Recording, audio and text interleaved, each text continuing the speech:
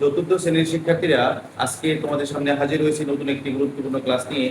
তোমাদের নবম অধ্যায় পরিমাপ, পেজ নং 142-এর 7 নং অঙ্ক। দেখো এখানে 3টা অঙ্ক আছে, একটি আয়ত, বর্গ এবং আরেকটি আয়ত। এই 3টা চিত্রের আমরা ক্ষেত্রফল নির্ণয় করবো। 3টা চিত্রে কি করবো? 3টা চিত্রে ক্ষেত্রফল নির্ণয় করবো। দেখো প্রথম চিত্র আয়ত, কিভাবে করছি আয়ত? বিপরীত বাহুগুলো সমান, এই বিপরীত বাহুগুলো সমান, এই চতুর্ভুজের বিপরীত বাহুগুলো সমান, তাই কি বলা হয়? আয়ত। তো প্রথমে আমরা লিখবো আয়তের আয়ত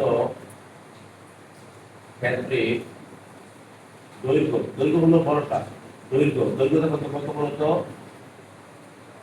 দৈর্ঘ্য তো 5 সেন্টিমিটার, সংখ্যা সেমি। পরে আয়তের ক্ষেত্রে প্রস্থ, এখানে প্রস্থ দেখো দেওয়া আছে, প্রস্থ হলো 3 সেন্টিমিটার, সংখ্যা আমরা সেমি বলতে পারি। অতএব আয়তের ক্ষেত্রে ক্ষেত্রফল, আয়ত ক্ষেত্রে ক্ষেত্রফল। তোমরা সবাই ক্ষেত্রফলের সূত্রটা জানো, তারপর আমি আবার লিখে দিচ্ছি। ক্ষেত্রফলের সূত্র হবে দৈর্ঘ্য গুণ প্রস্থ, বর্গ একক। দৈর্ঘ্য গুণন প্রস্থ। তোমরা জানো ক্ষেত্রফলের একক হলো বর্গ, তাহলে বর্গ একক আমাদেরকে লিখতে হবে। এবার আমরা দৈর্ঘ্য না লিখে, দৈর্ঘ্যের মান এখানে আছে 5, আমরা 5 লিখব। গুণন প্রস্থ লিখে, প্রস্থ আছে 3 লিখব। আর এখানে লিখবো বর্গ। আর একক মানে কি? এখানে সেমি থাকলে সেমি লিখবা, মিটার থাকলে মিটার লিখবা, এবং তার থাকলে তাই লিখবা। তাহলে 3×15 বর্গ। এটা হলো আমাদের প্রথম চিত্রের আনসার। এবার দেখো দ্বিতীয় চিত্র। আমরা দেখতে পাচ্ছি দ্বিতীয় চিত্রটা একটি বর্গক্ষেত্র। কেন বললাম বর্গক্ষেত্র?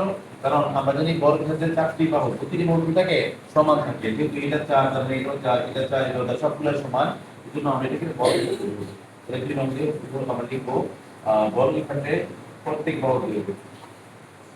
বর্গ ক্ষেত্রে এক বাহু লিখলে হবে এক বাহু।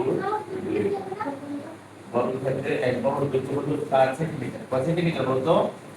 4 সেন্টিমিটার। অতএব এই ক্ষেত্রফল নির্ণয় করে দেব। আমরা লিখব বর্গক্ষেত্রের ক্ষেত্রফল, বর্গক্ষেত্রের ক্ষেত্রফল।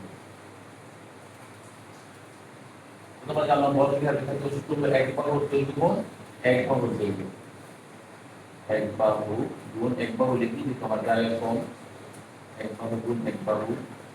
এখানে লিখব বর্গ একক, কারণ ক্ষেত্রফল বলেই লিখব বর্গ একক। তাহলে আমরা এখানে এক বাহু বলেছিলাম 4 গুণ 4। এখানে আমরা লিখব বর্গ সেমি। কেন বর্গ সেমি? কারণ একক থাকলে এখানে যা থাকে তাই লিখব। 4 দ্বারা 16 বর্গ সেমি। এটা হলো দ্বিতীয় চিত্রের আনসার। এবার আমরা যাব তৃতীয় চিত্রে। দেখো তৃতীয় চিত্রে একটা আয়তক্ষেত্র। কিভাবে বুঝলাম আয়তক্ষেত্র? বিপরীত বাহুগুলো সমান, এটাও 8, এটাও 8, এটা 2, এটাও 2। যদি বিপরীত বাহুগুলো সমান হয়, যেহেতু চতুর্ভুজ, সেটা একটা আয়তক্ষেত্র। আয়তক্ষেত্রের দৈর্ঘ্য দেওয়া আছে, আমরা লিখব আয়তক্ষেত্রের দৈর্ঘ্য।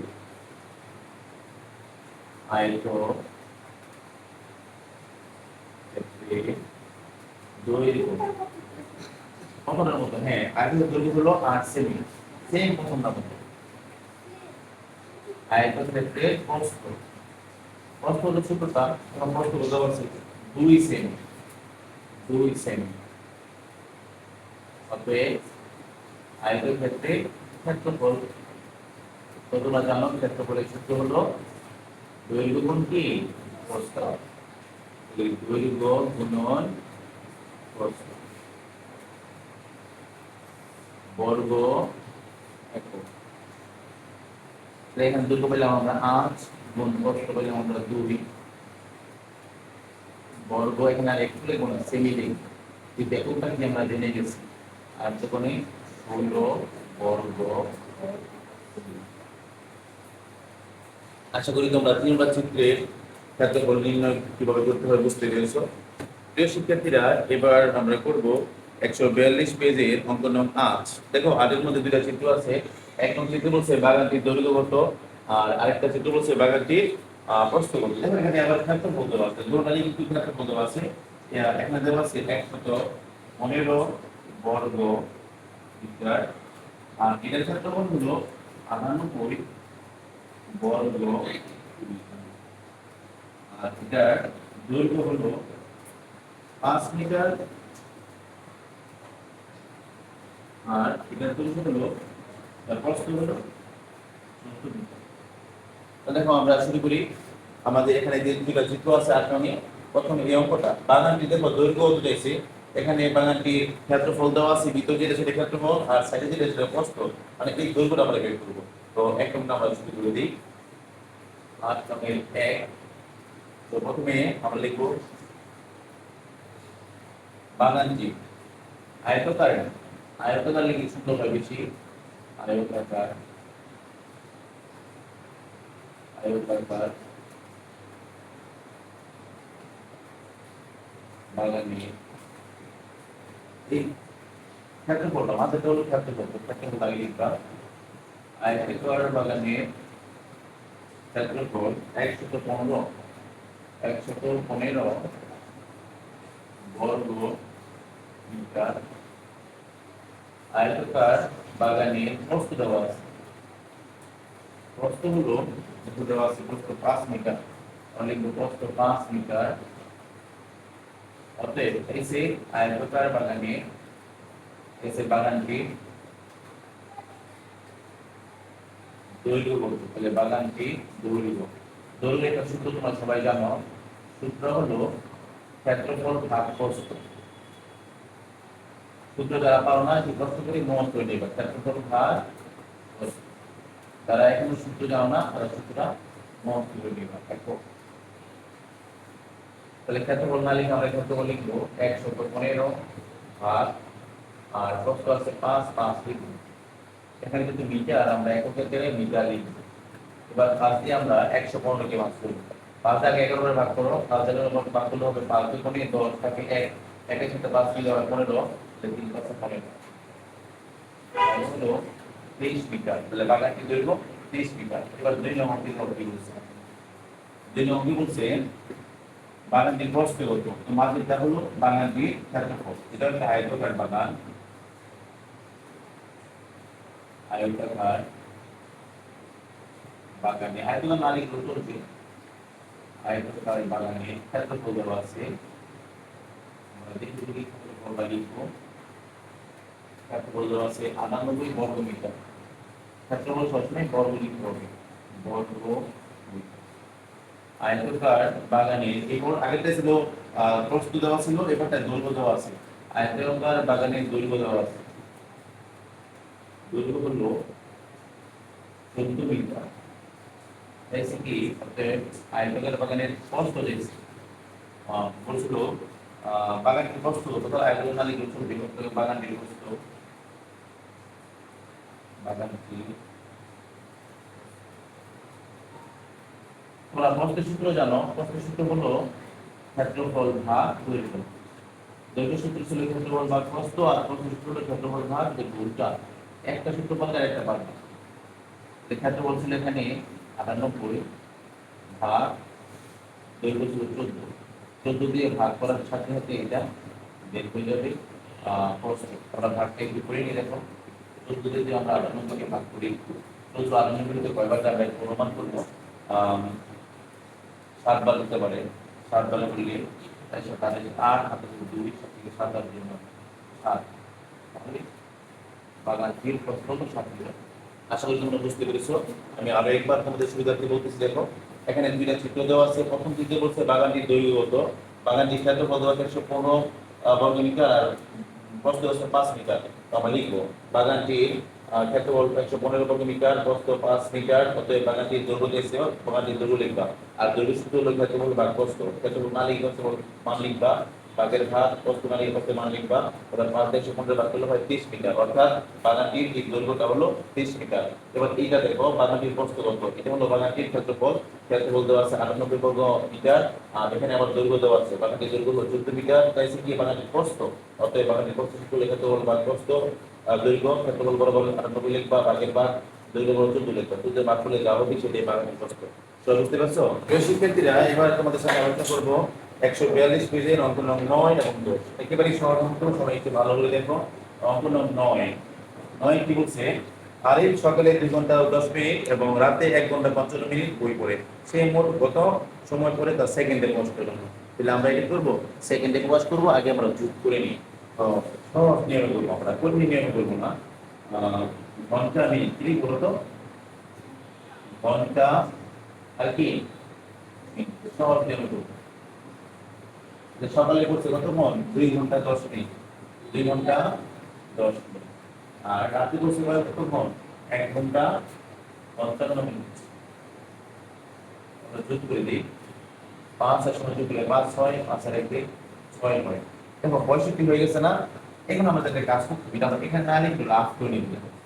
কেন আমরা লাভ করবো আমি বলতেছি, কারণ 65 মিনিট কখনো হয় বলতো, কারণ আমরা যদি 60 মিনিট 1 ঘন্টা 60 1 ঘন্টা না, এবার এই মিনিট এখানে শুধু মিনিট দেখা যাবে, দেখেন তো মিনিটের উপরে হয়ে গেছে, 60 এর উপরে চলে গেছে না, তো 60 থেকে বাদ দাও, 60 থেকে বাদ দিলে কয় থাকবে 5, তাহলে 5 মিনিট থাকে, কয় মিনিট থাকে, আর 60 এর উপরে যেটা গেছে সেটা কি ঘন্টা হয়ে গেছে না, বলো 60 এর উপরটা কি হয়ে গেছে ঘন্টা, তাহলে ঘন্টা কি এখানে থাকবে না ঘন্টা করে চলে যাবে, এই আমরা ঘন্টা করে নিয়ে যাব, বুঝতে পারছো?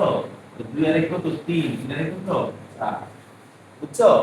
এবার লিখে দেব যে আরিফ সে মোট পড়ে, সে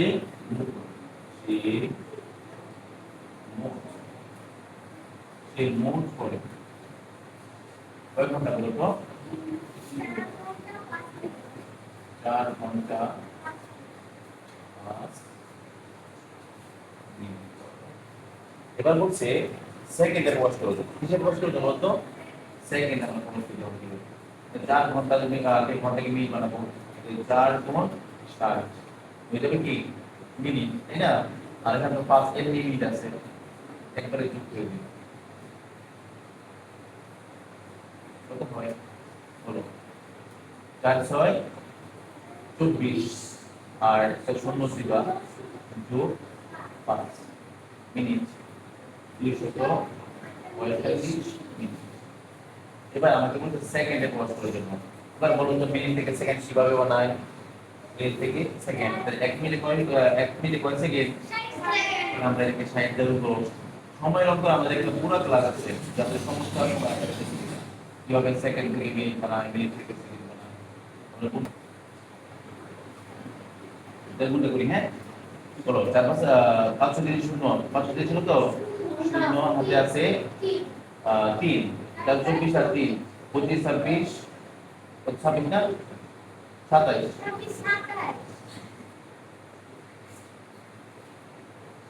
5 6 থেকে 0 হাতে আছে 3, 4 6 24 25 26 27, 27 4 হাতে আছে 2, তাহলে 12 আর 2 কত, বুঝতে পারছো? তাহলে সেই মোট পড়ে 14,700 সেকেন্ড, বুঝতে পারছো? আমি অঙ্কটা আরেকবার তোমাদেরকে বুঝিয়ে দিই, দেখো আরিফ সকালে পড়ে 2 ঘন্টা 10 মিনিট এবং রাতে পড়ে 1 ঘন্টা 55 মিনিট, যোগ করবা 5 যোগ করলে 5 হয়, এটা রাখ করি আমরা 10 আর 55 যোগ করলে হয় 65, তো 65 মিনিট তো কোনো হয় না, আমাদের 59 মিনিট তো হয়, 60 মিনিট হলে ঘন্টা হয়ে যায়, তাহলে এই 60 কে আমরা ঘন্টার কাছে পাঠিয়ে দিব, তো 65 60 বাদ দাও থাকে 5, এখানে 5 মিনিট করে লিখবা আর 60 তে ঘন্টা হয়ে গেছে ঘন্টা করে পাঠিয়ে দিবা, তাহলে 2 আর 1 3 আর ওই যে ঘন্টা পাঠাচ্ছি 1 3 4, তাহলে 4 ঘন্টা 5 মিনিট পরে, তো সেই মোট পরে 4 ঘন্টা 5 মিনিট।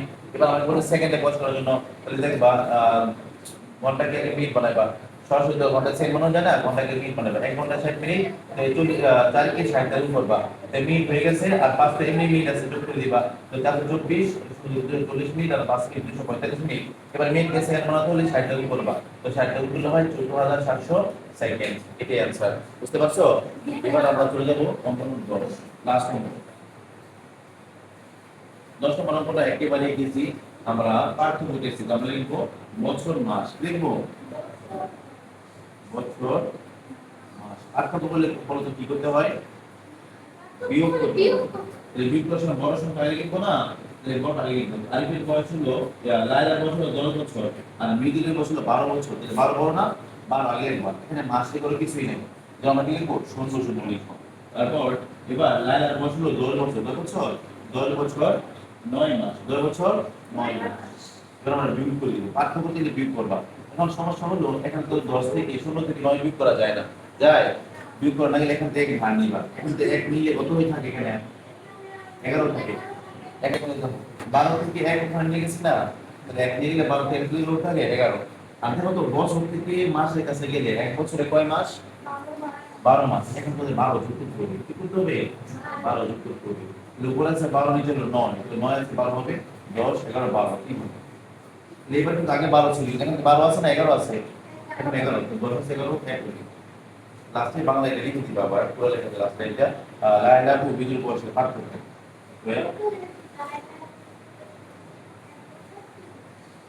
লাইলা ও মৃদুলের মৃদুলের